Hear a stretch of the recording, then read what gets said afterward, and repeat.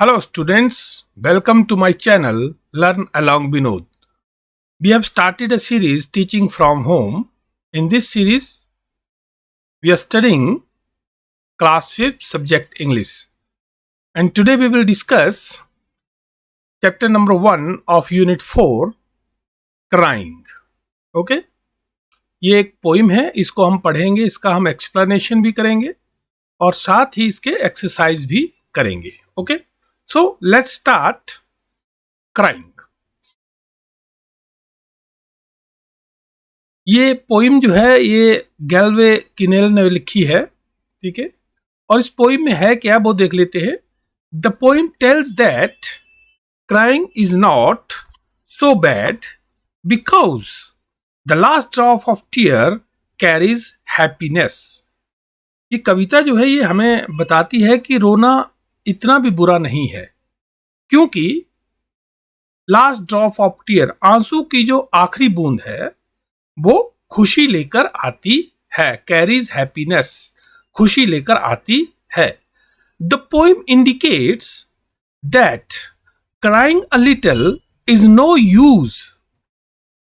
कविता बताती है कि थोड़ा रोना किसी काम का नहीं है.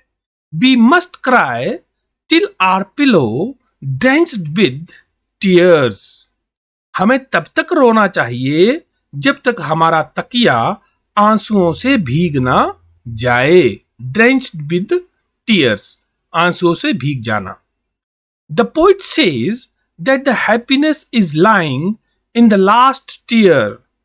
जो कवि है इस कविता का वो क्या कहता है कि जो खुशी है, सुख है, वो आंसू की जो लास्ट बूंद है, ठीक है, उसमें छुपा हुआ है. इन अदर वर्ड्स, दूसरे शब्दों में, the poem crying tells us a very practical way to achieve happiness by crying our heart out so that no sadness is inside us and we can finally be happy. ठीक है. दूसरे शब्दों में ये जो कविता है क्राइंग, ये क्या बताती है कि हमें दिल खोलकर रोते हुए ही खुशी प्राप्त करने का एक व्यवहारिक तरीका है. ठीक है. मतलब ये कि ये जो कविता है ये बताती है कि जी खुशी हासिल करनी है, ठीक है, प्रसन्नता हासिल करनी है, तो उसका एक व्यवहारिक प्रैक्टिकल वे, व्यवहारिक तरीका क्या है? रोना. ठीक है. ताकि so that no sadness is inside, ताकि दुख अंदर ना रहे, and we can finally be happy, और हम अंत में खुश रह सकें. We can finally be happy. Okay. तो ये है क्राइंग. इसको हम समरी बोल सकते हैं कि क्राइंग जो पोइम है, इसमें जो पोइट है वो क्या बताने की कोशिश कर रहा है. ओके. सो इसका स्टेंजा पढ़ते हैं. फर्स्ट स्टेंजा जो है इसका वो है crying only a little bit is no use. ये केवल थोड़ा सा रोना जो है उसका कोई भी मतलब नहीं है. You must cry until your pillow is soaked. ठीक है. आपको तब तक रोना चाहिए जब तक आपका तकिया, पिलो होता है तकिया, तकिया जो है वो गीला ना हो जाए. Then you can jump in the shower and splash splash splash. ठीक है. और तभी आप अपने जो बाथरूम में जो शावर लगा है, झरना लगा है, ठीक है, उसमें कूद सकते हैं और पानी से छप छपा छप खेल सकते हैं. ठीक है. पानी को जब हम छप छपाते हैं तो मजा आता है. ठीक है ना. तो वो कब खेल सकते हैं आप? जब आप पूरी तरह से अपने अंदर से जो सैडनेस है उसको बाहर निकालेंगे थ्रू क्राइंग. ओके. तो यहां पे कुछ वर्ड्स हैं, उनके मीनिंग देख लेते हैं. पहला है आपका लिटिल बिट. लिटिल बिट होता है सम, थोड़ा सा. ठीक है.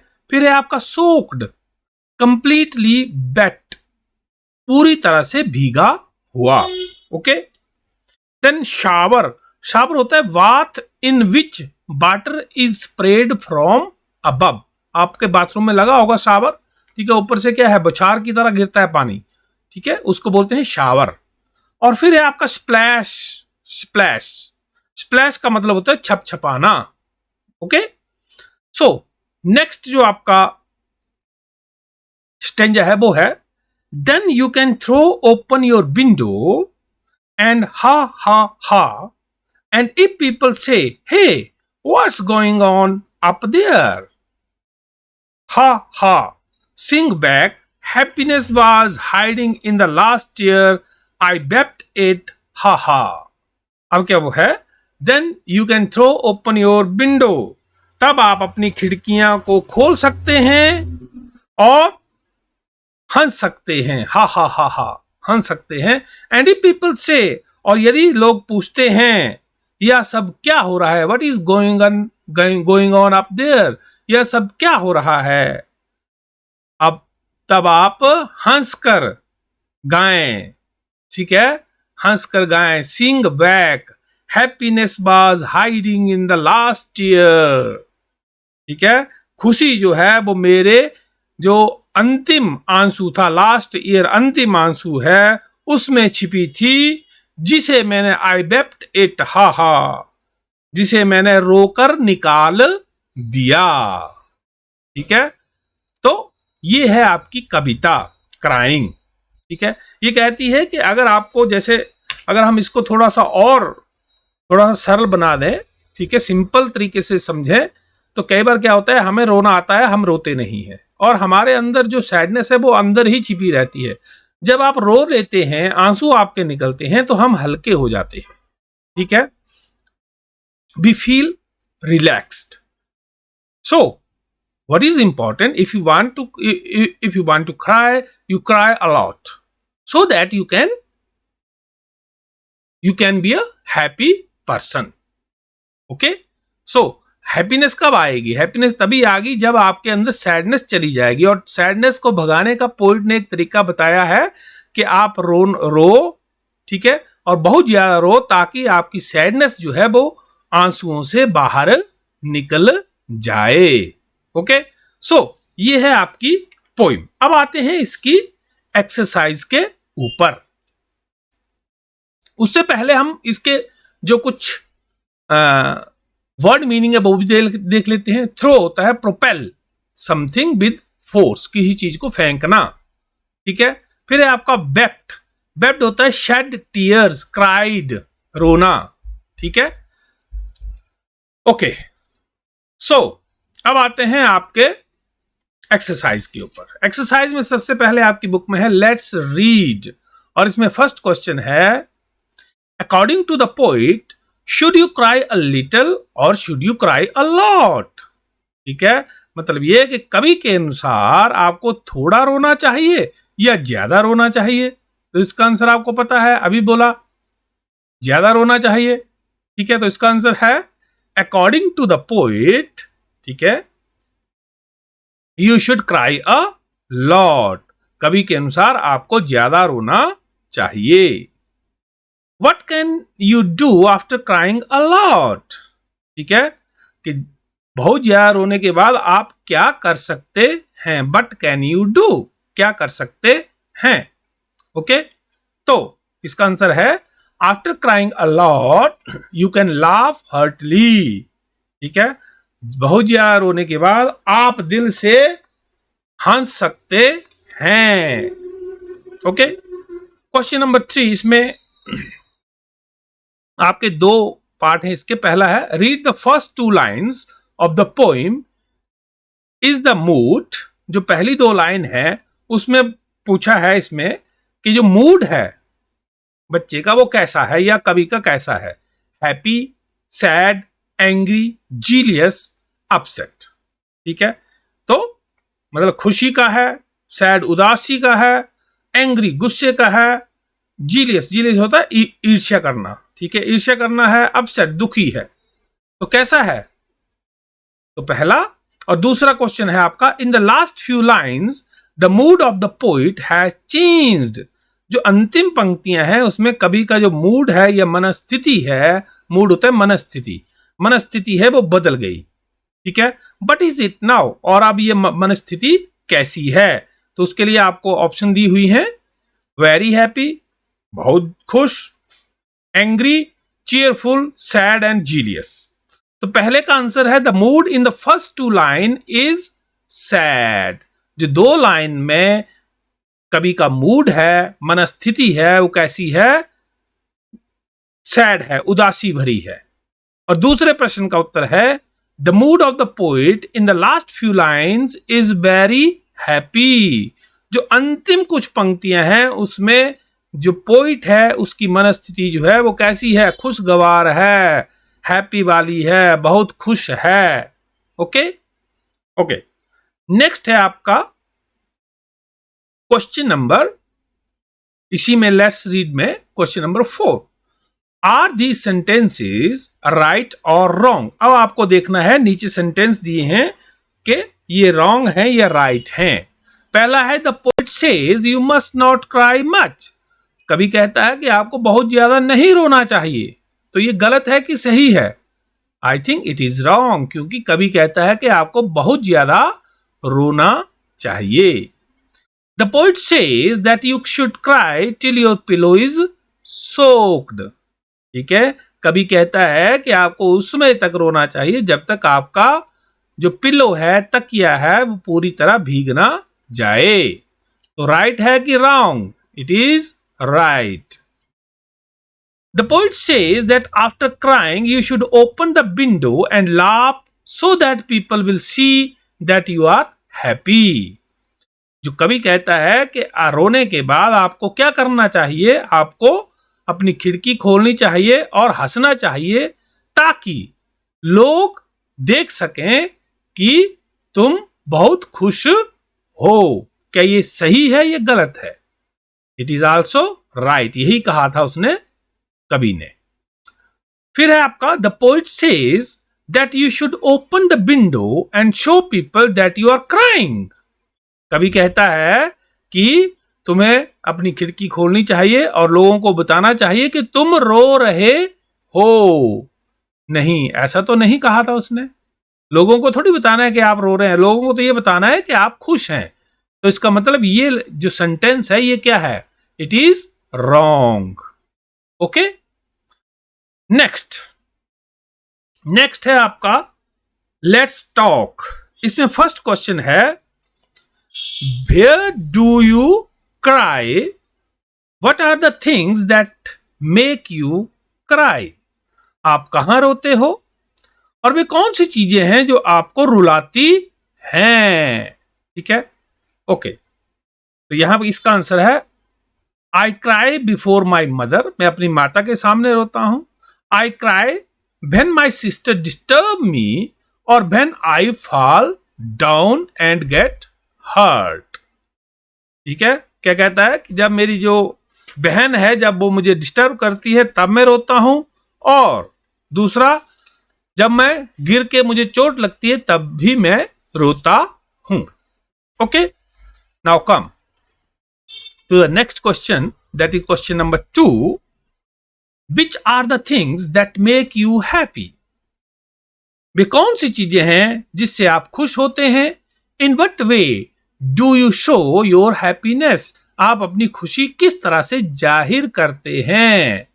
ठीक है, इसका आंसर है attending parties and purchasing new dresses make me happy. ठीक है, पार्टी को अटेंड करना और नए ड्रेस लेना मुझे खुशी प्रदान करते हैं। I show my happiness bye laughing loudly and jumping on my bed. मैं अपनी खुशी को कैसे जाहिर करता हूं? मैं अपनी खुशी को बहुत जोर जोर से हंसकर और बिस्तर के ऊपर कूद कर जाहिर करता या करती हूं।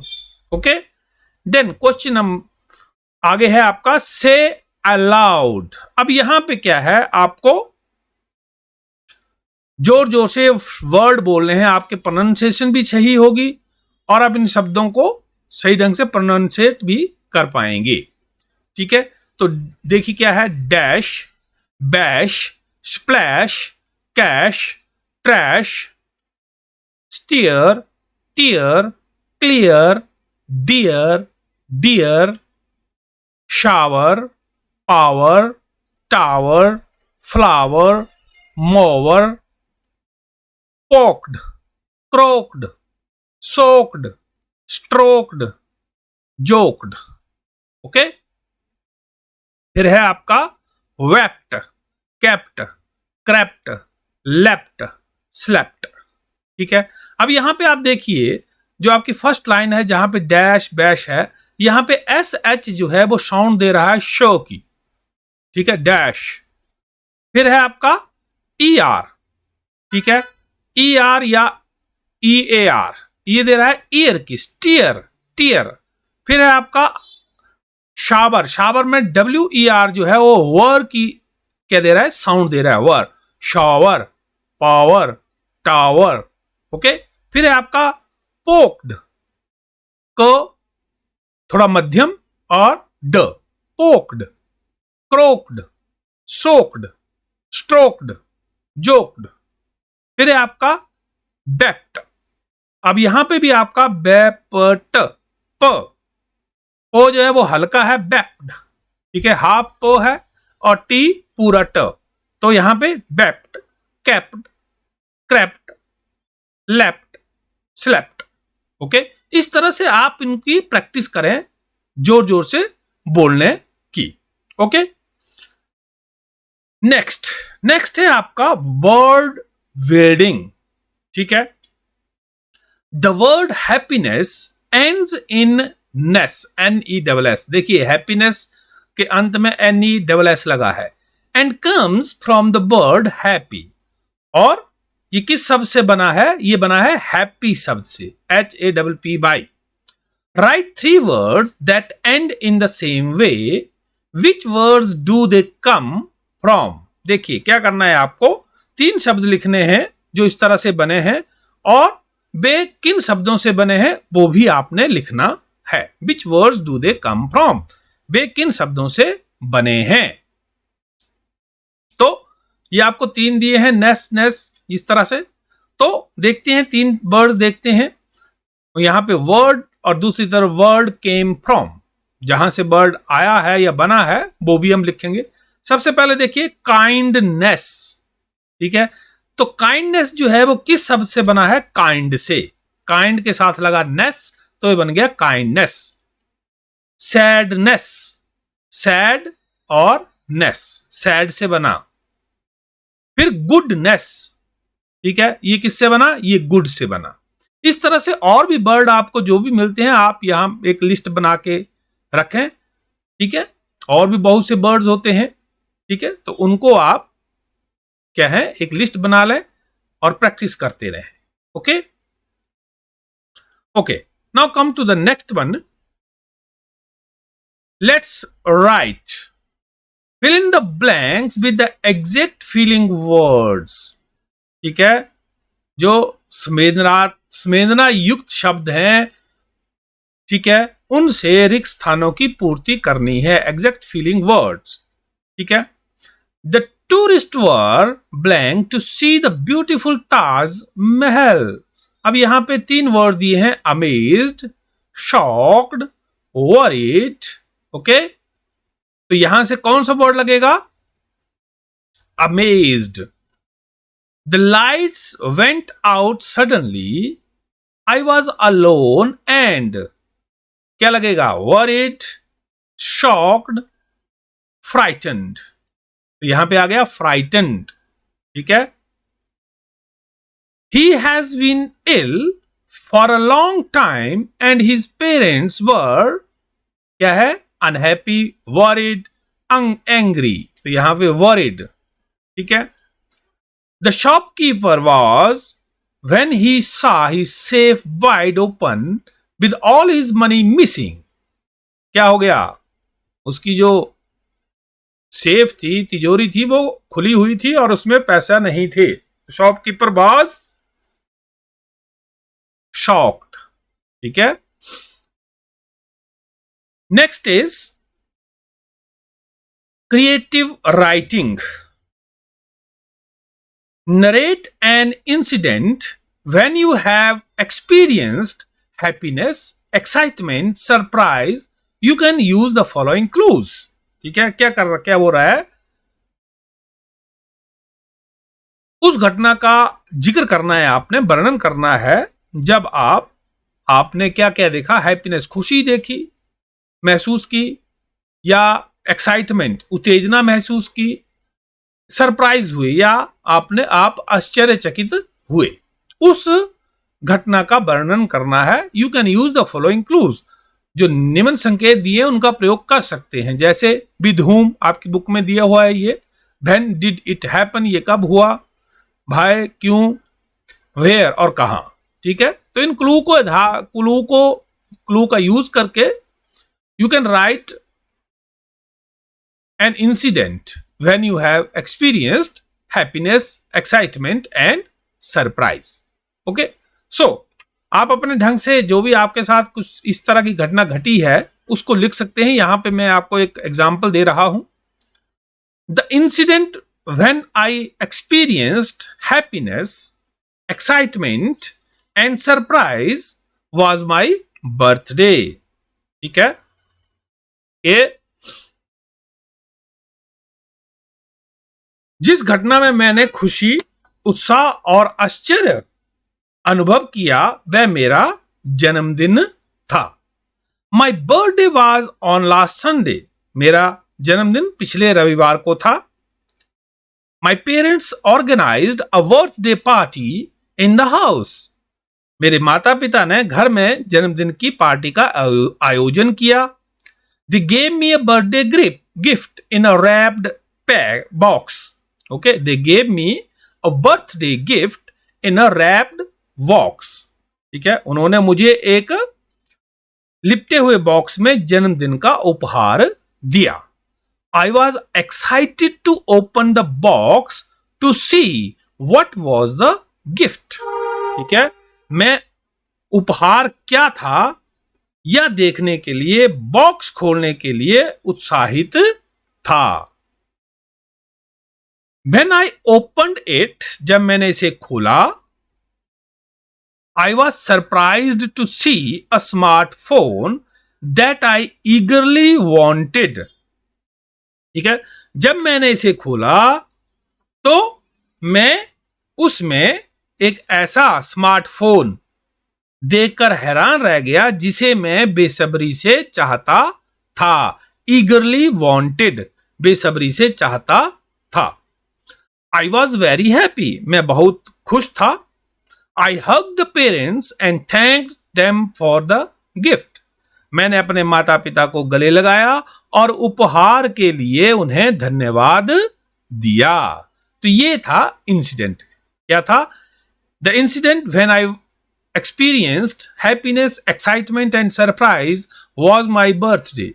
My birthday was on last Sunday. My parents organized a birthday party in the house. They gave me a birthday gift in a wrapped box. I was excited to open the box to see what was the gift. When I opened it, I was surprised to see a smartphone that I eagerly wanted. I was very happy. I hugged the parents and thanked them for the gift. Okay? आप अपने जो आपके साथ कोई इस तरह की घटना घटी है उसको भी लिख सकते हैं. ओके, अब आते हैं आगे. Next, food for your thought. ठीक है, फूड फॉर योर थॉट. अब यहां पे when you have something serious to think about, then you have food for thought.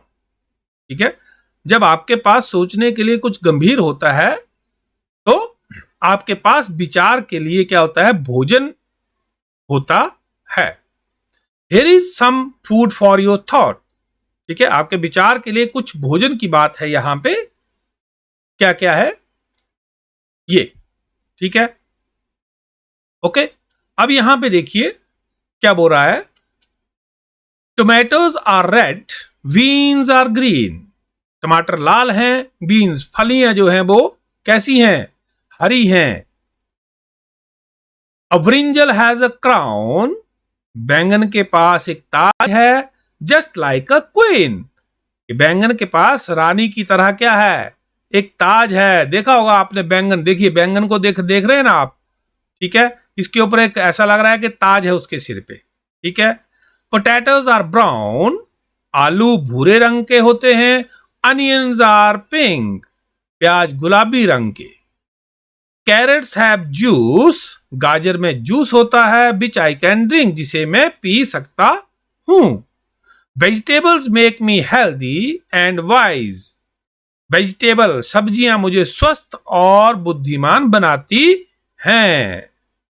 So eat some daily with roti and rice, इसलिए रोजाना कुछ रोटी और चावल के साथ खाएं, ठीक है।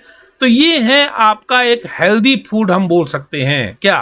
Tomatoes are red, beans are green, a brinjal has a crown just like a queen, potatoes are brown, onions are pink, carrots have juice which I can drink, vegetables make me healthy and wise, so eat some daily with roti and rice. Okay, so ये है आपकी poem crying, उसका explanation और उसकी exercise. Okay, सो मुझे आशा है आपको ये ठीक लगा होगा। तो मेरे चैनल को सब्सक्राइब जरूर करें और बेल आइकॉन का बटन दबाएं, लाइक कमेंट और शेयर जरूर करें। Okay, thank you.